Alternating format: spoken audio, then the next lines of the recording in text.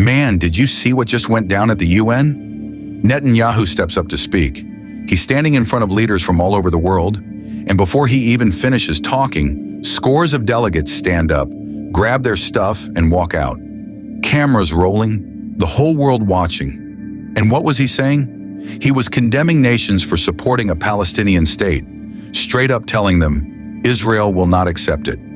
That's bold, that's controversial, and it's exactly the kind of moment the Bible told us would come. So let's slow down and picture this. A hall filled with leaders, suits, translators, people from every nation. The Prime Minister of Israel takes the mic. He talks about Gaza, he talks about terror, and then he says, there will be no Palestinian state carved out of Israel. And right there, the mood changes. Leaders who don't agree get up one by one in groups and walk out. They don't hide it. They make it visible. They're saying what we reject Israel's message. We reject Israel's stand. That's not random. That's not just some protest. That's nations showing their cards. And the Bible already said this would happen. Joel 3 verse 2 says this, I will gather all nations and bring them down to the valley of Jehoshaphat. There I will put them on trial for what they did to my inheritance, my people Israel, because they scattered my people among the nations and divided up my land. Yo, that's powerful. Thousands of years ago, God said he would judge nations for dividing his land.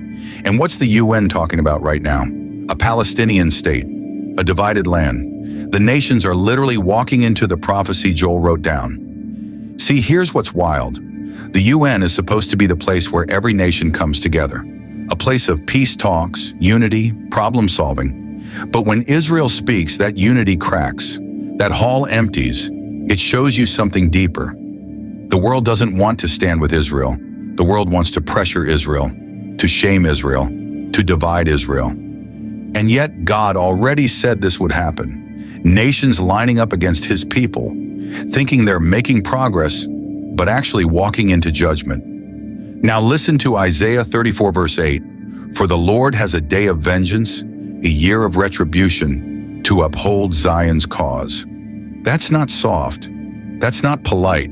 That's God saying, I see what the nations are doing. I see the pressure, the votes, the walkouts, the speeches, but I myself will fight for Zion. So while world leaders might think walking out is powerful, God is saying, wait till I walk in. Wait till I step onto the stage. And trust me, when he does, it won't be subtle.